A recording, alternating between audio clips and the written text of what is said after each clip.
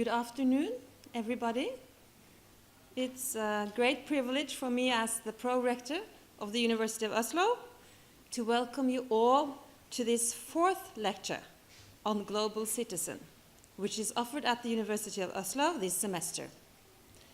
As you surely know, 2012 is designated to be the year of internationalization at the University of Oslo, where, amongst other things, the faculties have been challenged to develop open lectures on the topic of global citizen. The aim of giving these lectures is to raise awareness, ask fundamental questions, and discuss the relation between knowledge and global responsibility, the role of academia today.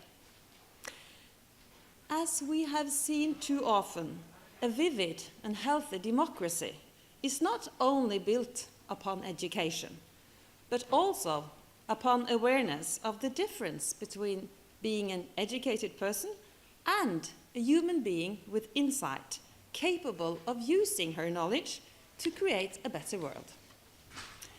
Responsibility, global awareness, solidarity, and academic freedom will be discussed through 8 key lectures offered this semester. Then, please allow me to introduce to you today's lectures. She is well known, I guess, for all of you, Nina Witoszek, professor at the Center for Development and Environment at the University of Oslo.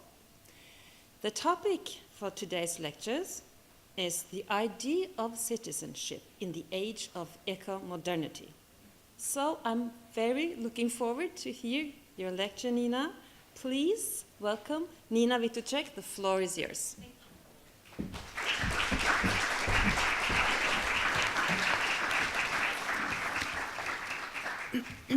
Thank you very much, Inga. I appreciate the invitation to lecture to this fantastic audience here today. And let me start from saying that there are many often contradictory visions and interpretation of the current stage of globalization. Some are very optimistic, others are extremely moralizing. Still others are apocalyptic. We know about the apocalyptic ones most, I think. But we cannot avoid facing the most pressing dark side of globalization, which has been most dramatically and perhaps most comically captured by the eternally tormented film director Woody Allen. He said, more than any other time in human history, mankind stands at the crossroads. One path leads to utter hopelessness and despair. The other to total extinction. Let us pray we have the wisdom to choose correctly. As always with Woody Allen, Armageddon is just round the corner, and the choices between dying from a tsunami and from what James Joyce called famously GPI, the general paralysis of the insane. But is Woody Allen really off the mark? There is no doubt that the environmental collapse which confronts humanity today, minus Norway, of course, because Norway has not quite joined humanity, as we know, this crisis in the 21st century is, at least in part, a byproduct of globalization, the growth of predatory, polluting, transnational capitalism, and the unabated gargantuan consumption. We talk about global warming, but the planetary crisis is not just about global warming, we know. It's about poverty crisis, economic crisis, it's about food crisis, and so on and so forth. And the problem is that these cumulative threats often create paradoxical double binds. The solution to one crisis provokes another problem. For example, many governments insist on consuming ourselves out of economic recession, which means that we are going to go on a binge of patriotic spending, right? Which, of course, will increase global warming. I mean, that's the way to fight the economic crisis. So there is a double bind here. Similarly, with the international aid to development countries, we send humanitarian aid, and the Africans shout, no, we don't want any more humanitarian Aid, it's disempowering, it's blocking our entrepreneurship, it doesn't make us competitive on the international scale, it doesn't make us inventive, it keeps us passive and enslaved and post-colonial and so on and so forth. Here we have a triple bind. One solution, the aid, creates a problem, poverty. Another solution, growth, increases global warming. And so on and so forth, ad infinitum, and we have a vicious circle. And so the crisis just persists and persists. Now, my main questions here today are, will the current Western obsession with the so-called education for global citizenship, in other words, will the idea of global citizen help us to solve the interrelated environmental, economical, and social problems or not? I mean, this is important for us. Will it enable us to combat the massive crisis of imagination? And will it make us into better stewards on the overheated planet? The current very conscious turn to this ethos of global citizenship, I think, is very much obvious if you go on the internet, right? Most universities in the world are actually launching this global citizenship. We all want to be global citizens. And of course, this is important for you and me and our children, because this will influence how this ethos in the future will influence our relationship with our fellow brothers, our relationship with nature, our relationship with the other from the developing countries, and so on and so forth. Now, will we be able to do something, according to this ethos between our Facebooking, Twittering, emailing, Googling, and traveling?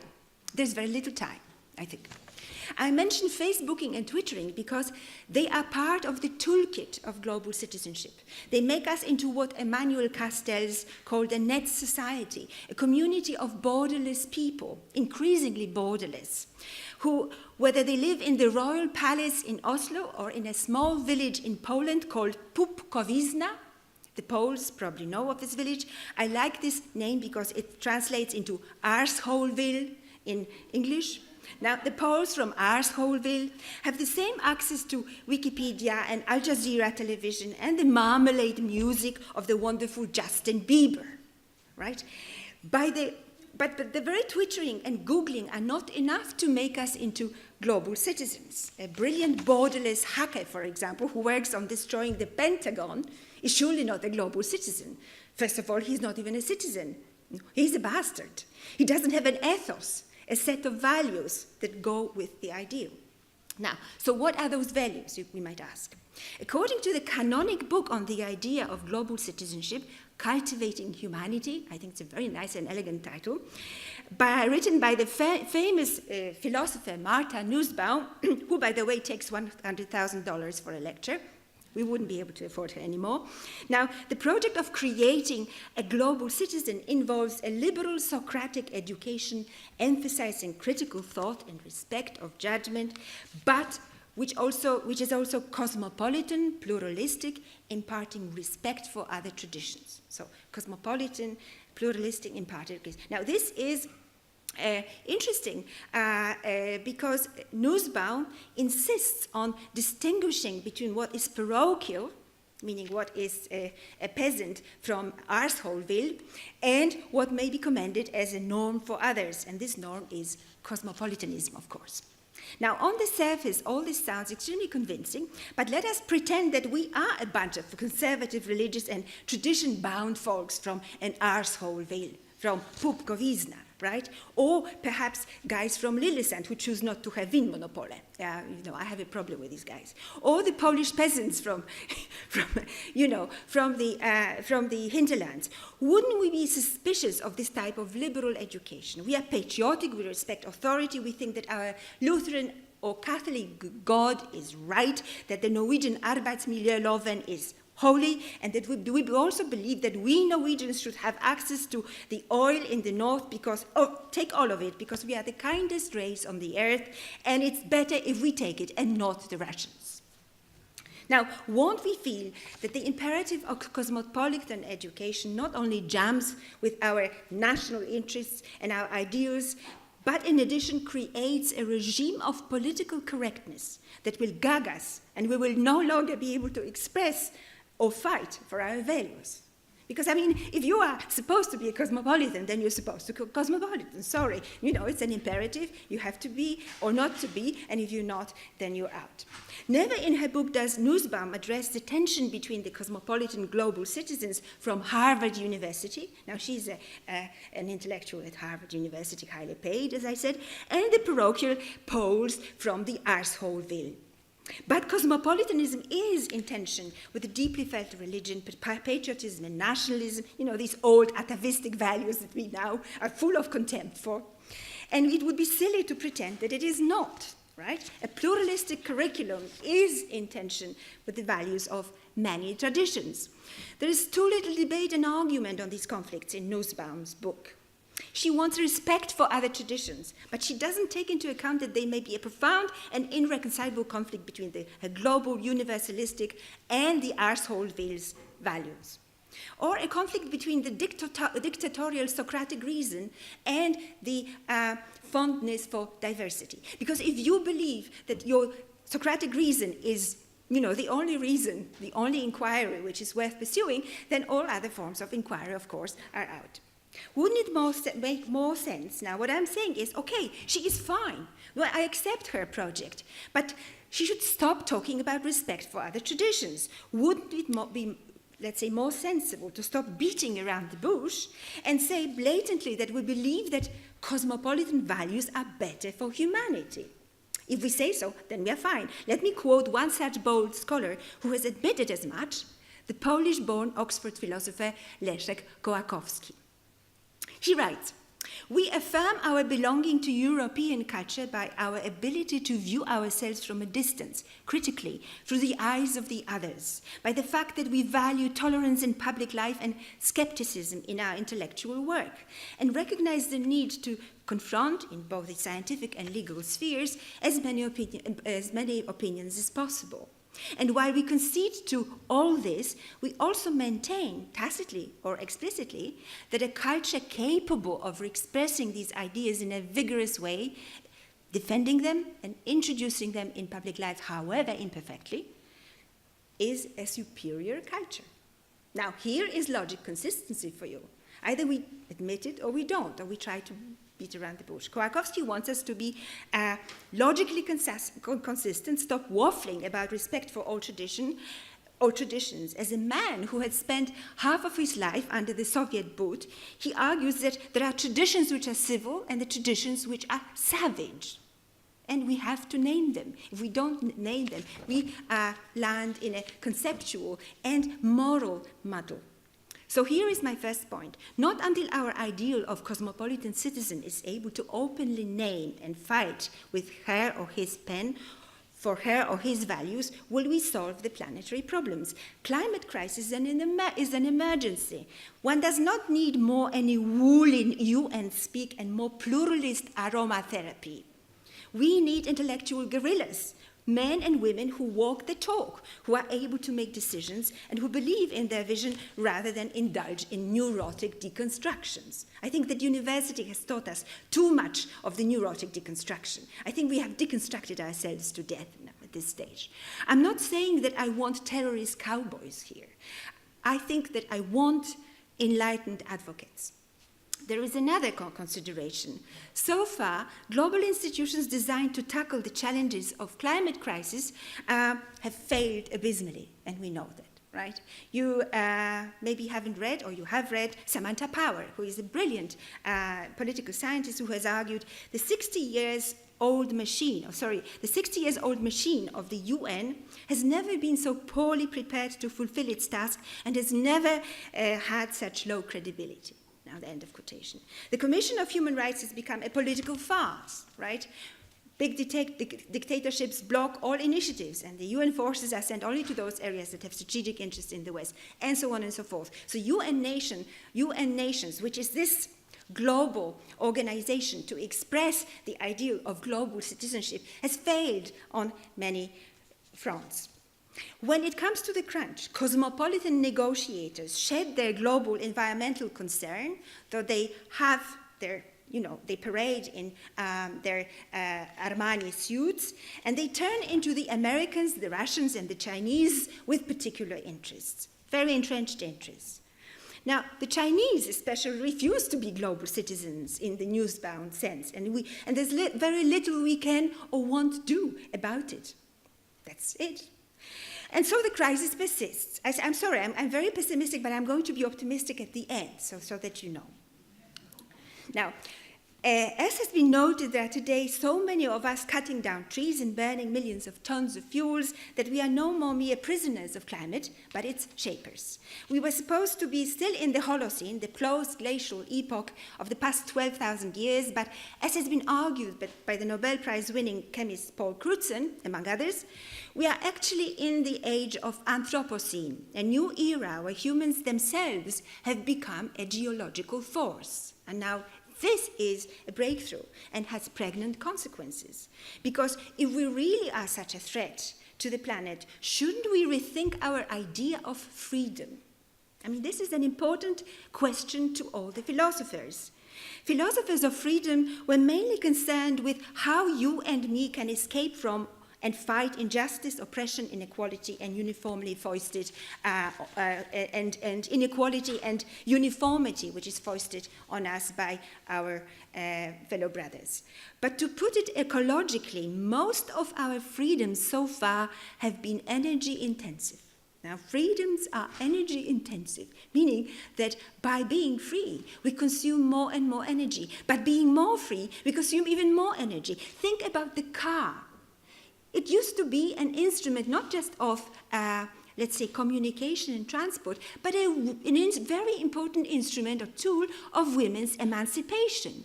It allowed women who were, imprisoned in their boxes to get out, to go to their clubs, to start talking, to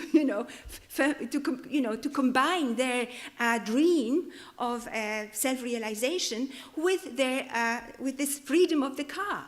So think of the car in Saudi Arabia. There is the car which is seemingly, polluting our planet, which is treated by the dissidents, by women who want to finally become human beings, is treated as an instrument and as a tool of protest. Those women who go and start driving, are expressing their idea of freedom. Now, isn't it all a conflict that we should address, and especially philosophers should address? Now, there is no such analysis of these ideas in Nussbaum's book, even if she is a brilliant philosopher. Now, let's look up the Oxfam Declaration of Global Citizenship. There is something like a Oxfam Declaration of Global Citizenship for guidance. Now, the declaration wants a citizen who, 1, respects and values diversity. That's good. 2, understands how the world works economically, politically, socially, culturally, technologically, and environmentally. Now, I don't qualify. 3, is outraged by social injustice.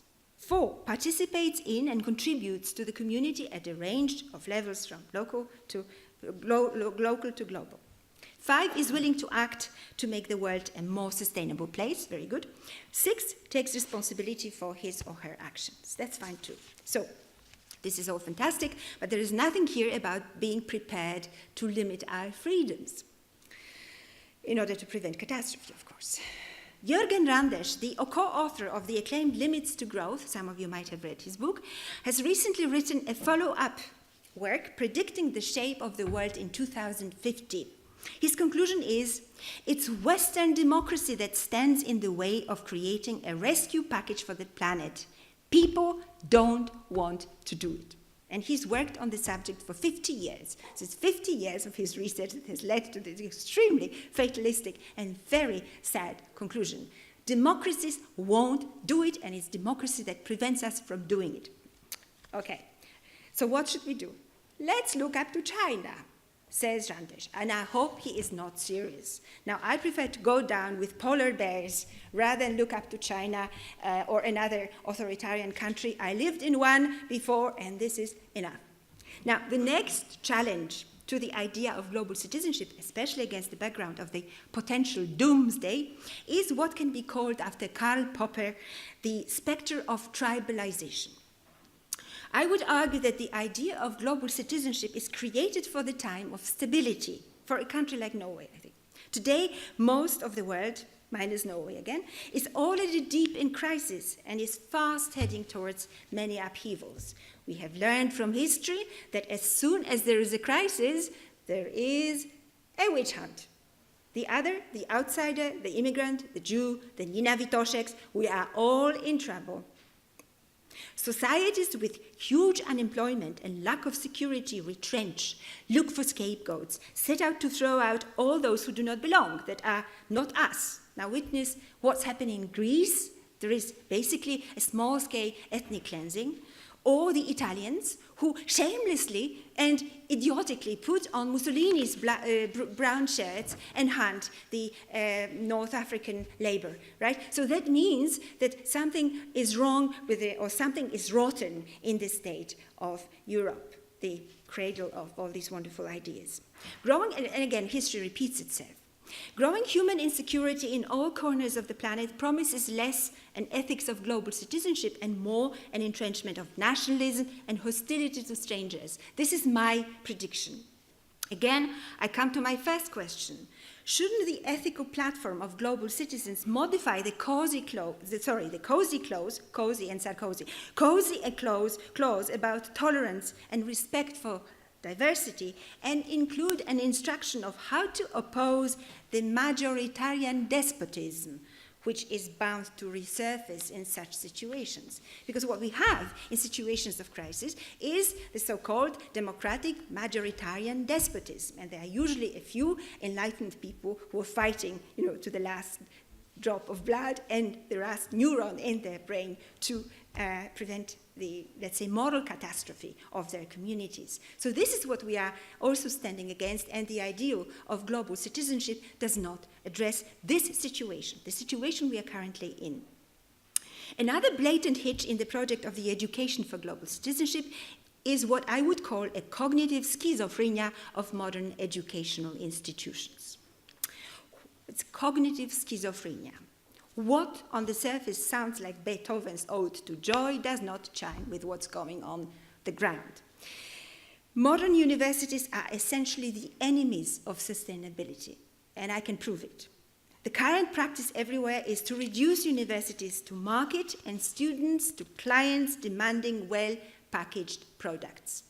Or alternatively, to turn universities into a factory production line where efficacy and productivity are the highest values. This is commodification of knowledge par excellence. And this makes us not into enlightened humanists or into gentle or sensitive souls. It makes us into hard, pragmatic globocrats. We are career worshippers after graduating from the university, and there are very few exceptions to this model. In other words, education for global citizenship has to stop being schizophrenic. It cannot demand idealism and finesse of the soul, and at the same time treat knowledge as commodity for sale. University has to decide, am I market or am I the temple of wisdom? I don't think it has made this decision. As it is, the current educational model brings to mind a chocolate-flavored laxatives available on the shelves of US stores. I don't know if you've seen these chocolate-flavored laxatives. There's a problem with obesity in the States. And these laxatives say, they're chocolate-flavored. They say, do you have constipation? Eat more of this chocolate. This is basically where we are standing with the university. Another problem with the idea of global citizenship has been mentioned by many humanist students of the environment. Now, there are today many publications, I'm not going to cite them, that seek to revalidate local foundations of identity as a means of resisting the imperialist and consumerist dimensions of globalization. Again, we have a tension between the local and the global. Convinced environmentalists shout, we want bioregionalism, we want dwelling, erotics of place, land ethic. We oppose a globalized, deterritorialized identity. We insist that globalization, which is accompanied by the experienceless of placelessness as loss, deprivation and disenfranchisement, should be opposed. And, well, they are right. Think of the 20,000 suicides in India. They were committed by Indian farmers as a result of the disenfranchisement, dispossession provoked by the big transnational corporations in India. And this is enough to think, well, yes, of course, yeah, this is what we should fight. Many claim that knowing who we are is impossible without a sense of particular place, without knowing where you are. It is enough to read the environment classics, Thoreau's Walden, Aldo Leopold's Land Ethic, or Gary Snyder or Wendell Berry's poetry to see that making a home in a destabilized, restless world is the only guarantee of our sanity. Global citizens may be connected via virtual space, but they suffer from this year's RNS professor Lawrence Buell called environmental amnesia, meaning they have forgotten the names and smells of flowers and animals, their souls have shrunken, and so has their imagination. So what we are is a horde of university graduates with shrunken souls and shrunken minds, not to mention shrunken imagination. We may counter-argue that living in virtual space can be accompanied by environmental concern. For example, we can join Bill McGibbon's 350 org. I don't know how many of you have joined the 350 org. Okay, you haven't, but this is the most, wonderful, 2, great. This is the most global and most successful virtual environmental movement in the world. But isn't it so that most people, except Mother Teresa's, mostly care for things which are near? The ecosystem or even rainforest sound abstract or remote to most of us, and especially Polish peasants from the Arshoville, right? To me even, you should protect ecosystem. I mean, when somebody says ecosystem, I don't see anything, actually. I see a system, but what system? Concern for a dying bird, on the other side, outside my window, or a pollution in my city, does not cost too much mental gymnastics. I'm immediately in a land ethic. The final argument against cosmopolitanism comes from scientists who have studied human and natural communities. They protest the idea of, not all of them, some of them. Sorry, I have to qualify that. The Nobel Prize winner in economy, Elinor Ostrom, and the father of sociobiology, Edward Osborne Wilson, have doubted that the global complex communities will solve essential problems bedeviling our nature and our culture. Rather, they argue the solution lies in small communities which are based on reciprocality, which, when people know one another, that they know when somebody does something, commits a crime or misdemeanor, he'll be punished by the other eyes. And people who know who can face the concrete consequences of their actions. So meaning people are more responsible in these small communities. It is only these communities that beat the tragedy of the commons. So the question of responsibility is just lying here. Now, I have tried to problematize the idea of global citizenship by raising some questions about the logical coherence of the very concept, its attraction, its efficacy, and quoting voices which express doubt about the sense of pursuing this ideal. There are 2 other remarks. Of course, many doubt that if it's possible at all to globalize a morality, Ethos of global citizenship is such a value platform. And many of us, and I would agree with them, overrate our powers of compassion. It's not the fact that all of us are equally powerful, compassionate people. We are not. We have different levels of compassion.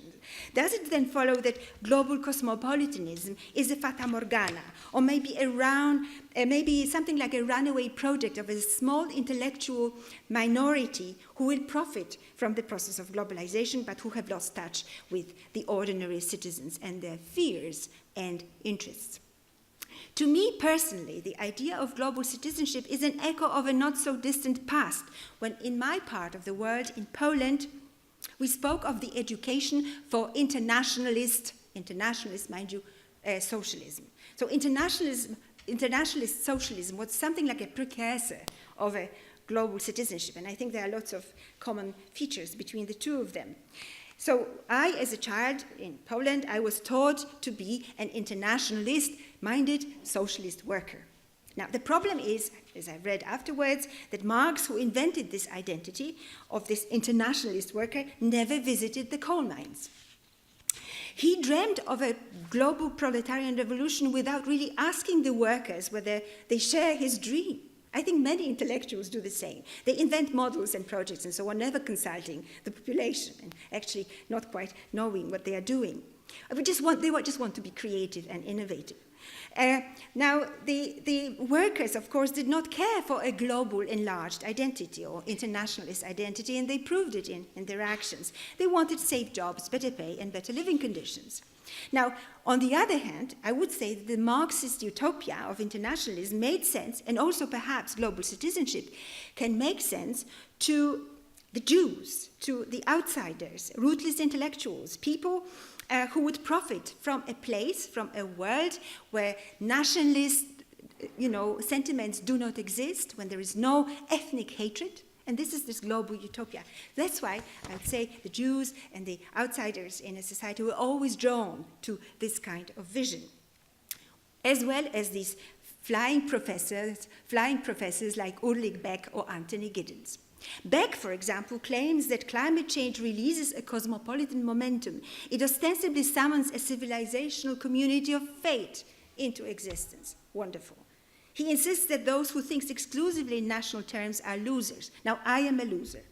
The winners are the managers of diversity, the Yuppie International from Davos, and the faculty club culture that spreads its beliefs and its values through the educational system, the legal system, the various therapeutic institutions, think tanks, media, and so on and so forth. And this is the situation. Now, considering all these challenges, the idea of global citizenship needs more reflection, I think. I believe it is compelling as long as we ignore the nature of tensions between a beautiful idea and actual people on the ground. Think of the women's magazine, The Cosmopolitan. Each page gives us an image of glamour which is completely decoupled from the real bodies of real women who have bellies, who have cellulite, who have varicose veins, right? This is what cosmopolitanism does, that you become anxious, but actually you can't improve very much. You can only, get a stomach ulcer out of looking at this idea when you're trying to imitate it. Two tentative conclusions present themselves. Firstly, global citizenship cannot be an idealized or forced identity. And secondly, humanity has entered into a new phase of modernity, I think, a phase where there is still a fascination with the idea of infinite progress, but this aspiration is somehow questioned, and there's a break on this aspiration put by the awareness of the carrying capacity of planet Earth. In other words, there is this idea and this thought and this meme that is about limitations. Now, I'm not very much sure if we like this meme, but okay, it's there, it's surrounding us, it's floating in the air. Limitations. We should limit, we should constrain, we should tighten our belts. The canonic story of modernity, which told us about the Faustian being who will thrive and prosper through the mastery of nature, is now increasingly countered by the story which tells us to restrain our appetites, stop raping nature, and be happy. Can we do it? In short, we are entering into a phase of modernity where the goal is to stop sweeping the earth's riches clean. The goal is to make these riches last. There is an avalanche of movements, initiatives, research projects. There is a model of more humane green capitalism. There is a greener culture. Our age is the locus of intense return to nature. This is what I would say. It's almost like the second romanticism, but it's not so romantic. It's romanticism, as we remember, fostered the idea of a poetic genius in pursuit of a mystical enlightenment, whereas we are more attending to nature in a rational, pragmatic sense. If we do not attend to our environment, we shall perish. Which we do not attend to climate crisis, we are gone. As we are speaking, there are environmental actions and conferences going on in all corners of the world. We have eco-architecture, eco-design, we have green growth in industry, which is gaining momentum. We have films like Avatar, which tells us about the ensouled network world, which emanates this spiritual bioluminescence. I like the word bioluminescence. There's this fantastic bioluminescence of the creatures in Avatar. The foreign minister of Bhutan, Mr. Thinley, proposes to replace the concept of gross national product with the gross national happiness. And why not? Very serious economists world over are paying more attention to projects like that. Now, I propose ecomodernity as a meta-concept which brings together all these developments. Ecomodernity overcomes, in one sound gesture, the legendary apartheid between modernity and nature. The prefix eco, from Greek oikos, or house, tempers modernity Faustian ambitions and brings it back to the terrestrial home and community. It bridges the two domains which, since the Cartesian and then the Industrial Revolution, have been at odds with one another.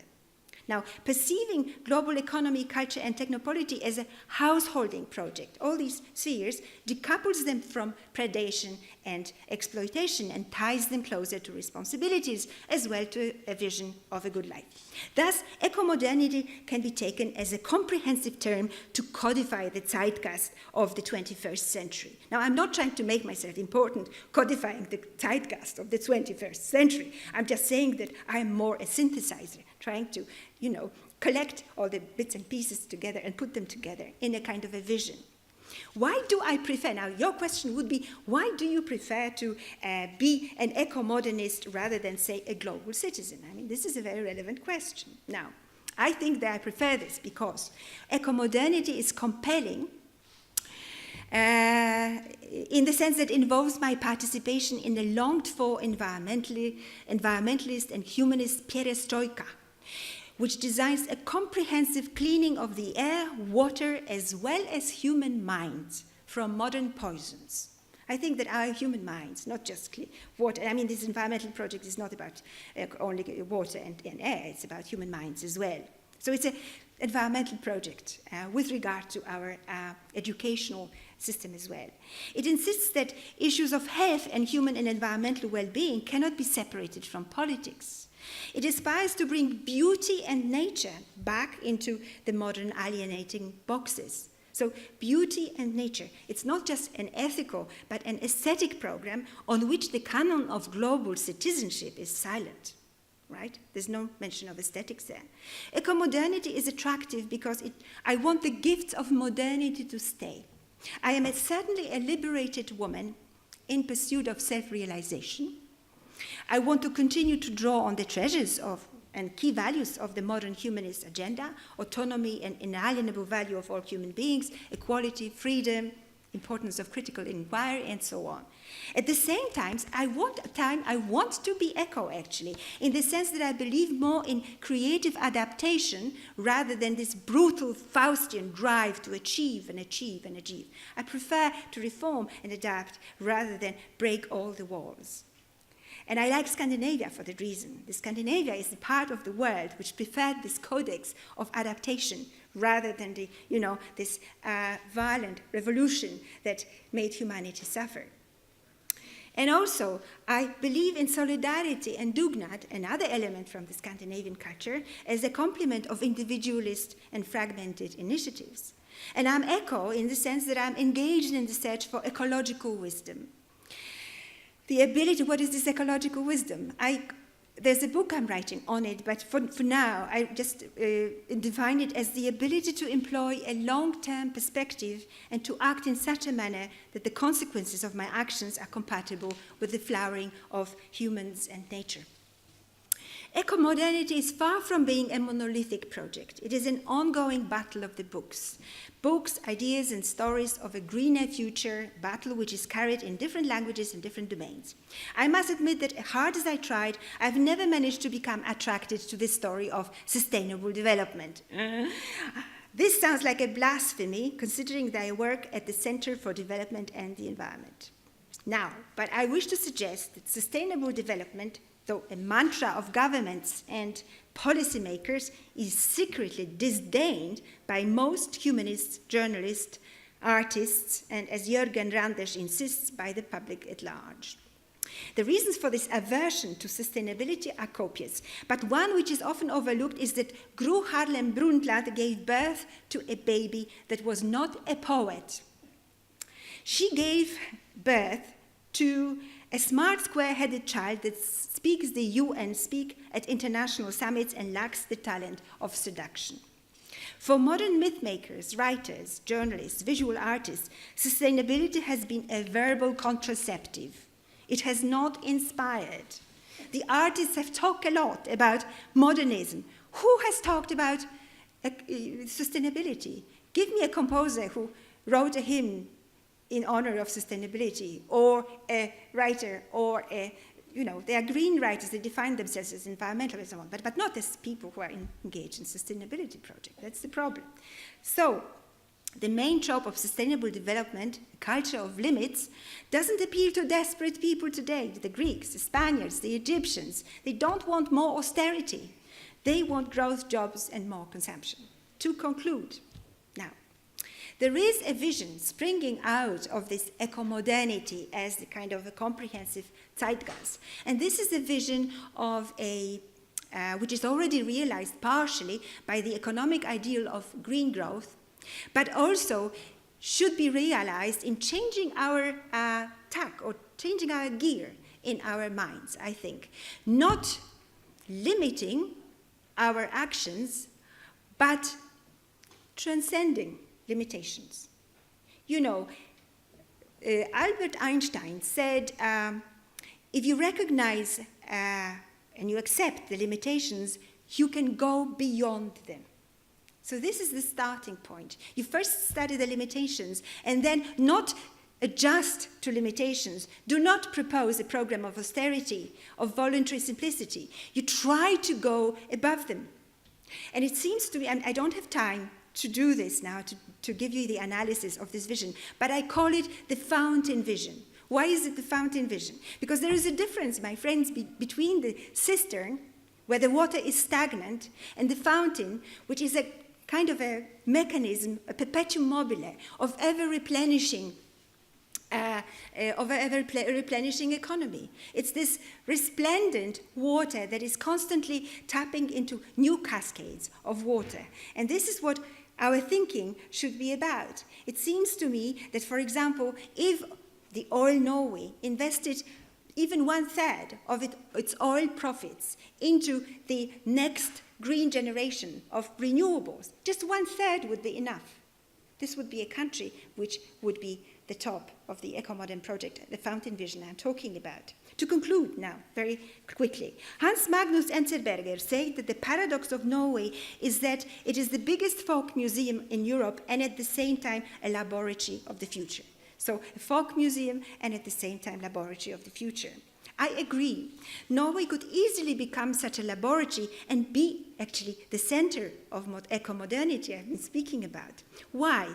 Because A, it has the right mythology. B, it has the right nature tradition. That's the only tradition that is feeding into Norwegian identity. It is the right place. Norway is both modern and eco. It embodies equality, freedom, welfare, justice, all these gifts of modernity, together with affluence, of course, and the stunning nature. So it is, in a sense, an emblem of ecomodernity. And, of course, it combines this aspiration, or blessings, with the aspiration to be a humanitarian superpower. It has identity based on partnership with nature, as we know, and in the eyes of the outside world, it has falsely or rightly been associated with good governance, environmental concern, and enlightened altruism.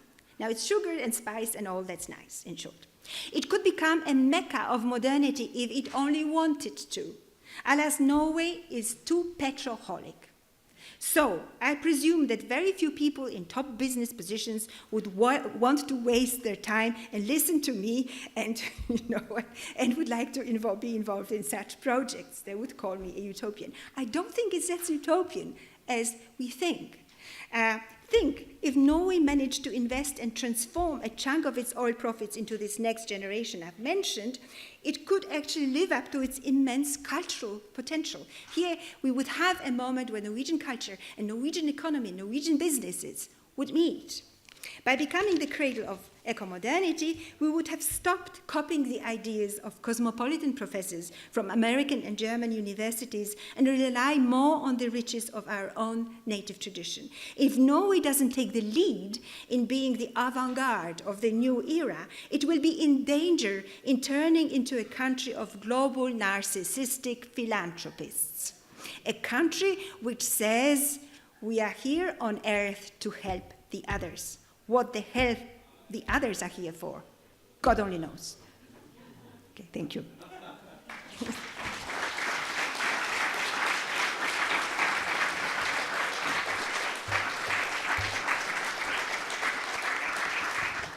Thank you so much, Nina. What if we had this more neutral term of global citizen? It's kind of, well, we are global citizens because we are part of the world. So it's not using Martha Nussbaum's or any other ways of analyzing the concept, just kind of neutral, to raise awareness, global, that we are part of what's happening. It's what's happening all around the world. It's the poverty, it's the climate crisis, and so on, and we are a part of that. So raising awareness. I did not see the very big difference between eco-modernist and global citizen, but for me it's words. I mean, you said something about coming back to enlightenment advocate and make decisions. And I think, yes, of course. Could you explore a little bit about what you mean by how can we then make something happen? Okay, let's just get rid of all these words and just talk about what do we need to do something. Mm-hmm. Yeah, thank you very much. It's a very legitimate question. You see, I started from this, I slow down now. I started from the question, will the idea of global citizenship, do the job? Because the words, as you say, are only words, and the ideas are only ideas. But they are not impotent. They sometimes do the job, and sometimes they don't. So my impression is that, actually the question that has been asked by Quentin Skinner, what do the words do to you? Not what do they say, but what do the words do, is actually very relevant in this case. And my impression is that global citizenship does not do too much. It's not empowering enough. I think that we need a term that would be empowering better, summing up of a reality we are in and empowering us more. And my impression is that, this gadget is a concept which may be, of course, contested. Some of you might not like it, but I like to be an ecomodernist, I must admit. Because first of all, I'm a modernist, so I am definitely not indulging in old atavisms and don't want to go to the Taliban rule. But I am a modernist. I also would like to be an ecomodernist, because eco obliges me not just to be a global citizen, meaning be interested in other parts of the world, very often only theoretically, and very often eco, noblesse oblige. You have to do something about the environment. So I would say that there is a secret engine in the word ecomodernity, which might actually empower and much provoke the action that you were talking about. But it's all very tentative. It's only a project. It's only a draft of a vision. And you're very much welcome to question it and shoot me down in flames. This is a very unformed question, but I'll just share it. I'm recently moved to Norway from America. Because I very much admire many of the reasons that you've stated that are great about Norway. Dugnad, for instance, is a brilliant concept that we don't quite get in America. Sometimes I think my role here in Norway is to share tales of where not to go. Because I feel like Norway is looking up to America in some ways, in ways that it should not.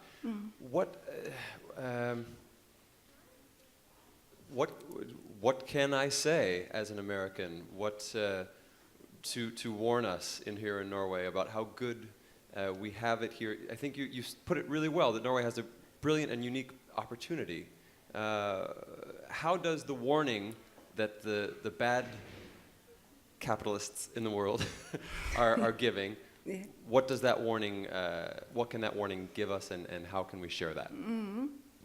Well, I think that basically what you could do, this is only my gentle suggestion or a speculation. You could say, come on, people, you are already in the ecomodernity in the 20th century. We Americans are still in the 20th. We are the dinosaurs, and you're the avant-garde. You just haven't acknowledged it, Basically, this is the... And then, of course, try to analyze and write a chronique to Aftenposten, I think. I think this would be very useful, spelling out these things. Multiculturalism is something that is on the mind of so many Norwegians these days.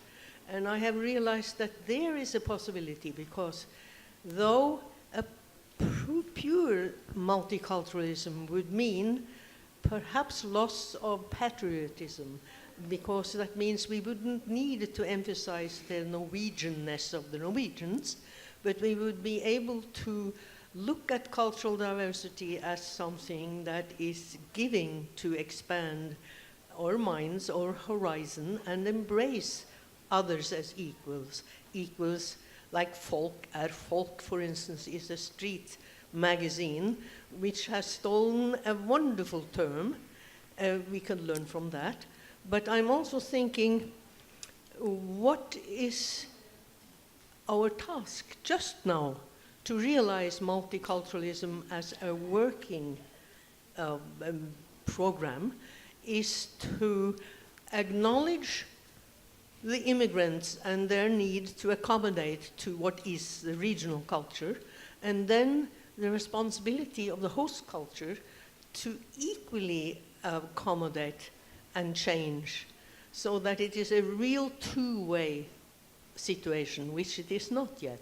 It is more like the immigrants have to accommodate to Norway, rather than Norwegian being willing to change.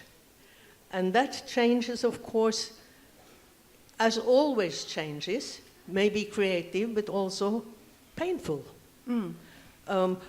Just I will conclude with saying that I live in America now, and it was very much admired the way the king, Harald, and the Norwegian newspapers acknowledged the July 22nd as a terrorist tragedy that the Norwegian accepted without wanting revenge and without taking it other than to their heart and saying, we don't want this act to change us, but that we accept and we deal with it with love.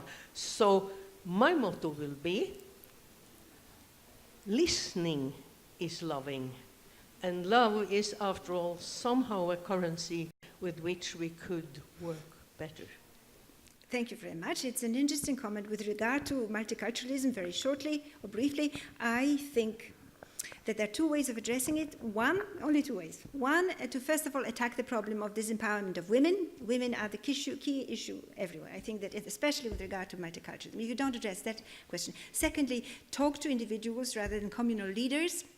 Another issue which I think has to be addressed. Finally, find the language to talk about mulakrakar, a phenomenon like that. You know, because we don't have the language to talk normally, openly about this terrorist who's been actually playing a cat and mouse with the Norwegian authorities for the last, several years. I don't know how many, 9, 10, and has avoided deportation and is now living in quite decent conditions as a prisoner, very much as Breivik. Decent life, even freely traveling. I mean, this is amazing. So this problem has to be addressed because I think it's demoralizing. On the whole, and it's also demoralizing both for the Norwegians and other communities. The second thing is, I'm grateful for this question. Why? Because I think that brought me back to ecomodernity. I would say in the project of ecomodernity, which is transcendent, there's this element of transcendence, all kinds of cultural creatives from all communities, these multiculturalists, could meet. Because there's some transcendent category that actually allows everybody to be allies in the same struggle. I think it's very important. So redirect attention from multiculturalism. Stop talking about it. Talk about ecomodernity. And then you will see that people from different cultural backgrounds come and join in a common project at last. Because we need a common project. A project which transcends multiculturalism as such. And then there'll be something else. Attention will be turned to something else. And there you build something new, I think. So a diversion. Arne Næss, coined the concept of deep ecology, and I think by doing that he tried to change people's perception of reality so they would act otherwise, as opposed to creating a new set of rules by which they had to obey and be constrained. So, and that's kind of inspiring concept also for musicians and composers and artists. That's why I liked it. And can you say something about now the relation of your concept of ecomodernism and deep ecology? Right. Now, I very much like the fact that you like the concept of ecomodernity. He is one of the best Norwegian composers of serious classical music that is sitting here in the audience. And he's my litmus test, you know. So he likes the concept. That means the cultural creatives might be mobilized. The relationship between deep ecology and deep ecology is part of ecomodernity already. In other words, the Norwegians were there very early, the Americans were there very early because they've had always a very convinced and very rich environmental movement, as we know, and they discovered actually Arnenes and made an Arnenes mythology alive, you know, on the ground. So I think his project, his utopia, because it is partially utopia, it's very difficult to stretch human beings into being these bio-citizens, you know, on the earth, would be part of this vision, one of the contesting elements of ecomodernity that would be included, and we would have to parlay with it. You raised reflection about liberty and freedom, and you spoke about driving a car, and I wonder, being an eco-modernist, is that a person driving around realizing herself and eating green food, or what?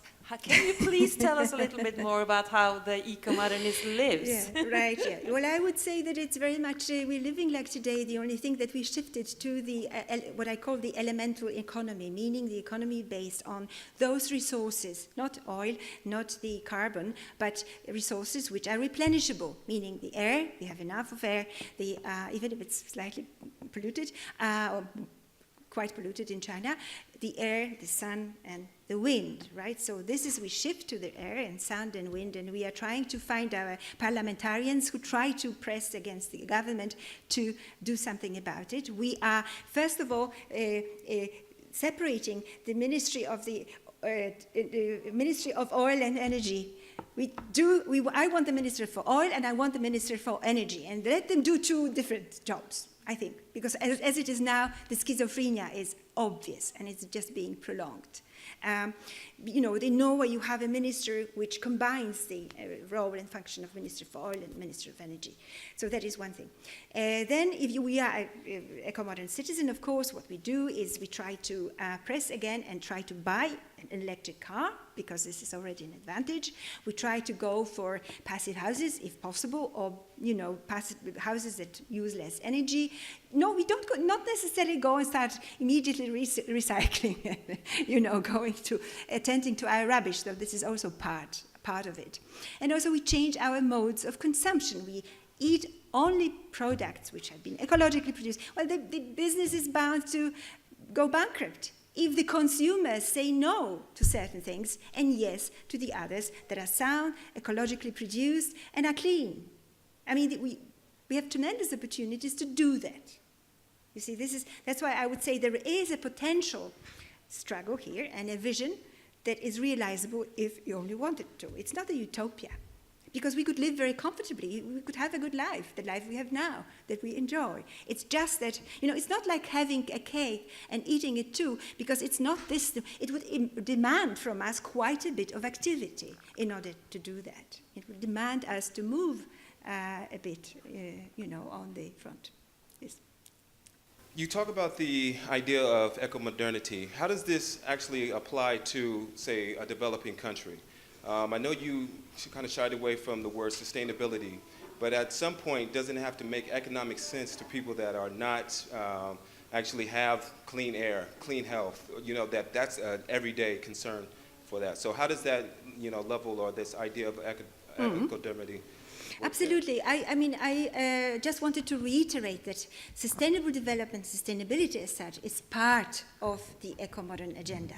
Okay? In other words, you're not losing the term. You're having it in a sense. This is part of your, you know, big project in developing countries. But it seems to me that in our current situation, there has to be a country which will choose to be the avant-garde, okay? This is my logic as a cultural historian. Just imagine who was the avant-garde of the Renaissance project? Italy. And then, of course, it spread to other countries. Who was the avant-garde of the Romantic project? Of course, Germany. And then it spread to other countries. So now, I would propose gently that Norway is the avant-garde of ecomodernity. That's it. And you follow. Because if we shift to the renewables, if we do what I proposed now very incoherently, I would say that soon it will come to Africa as well, to developing countries. Thank you.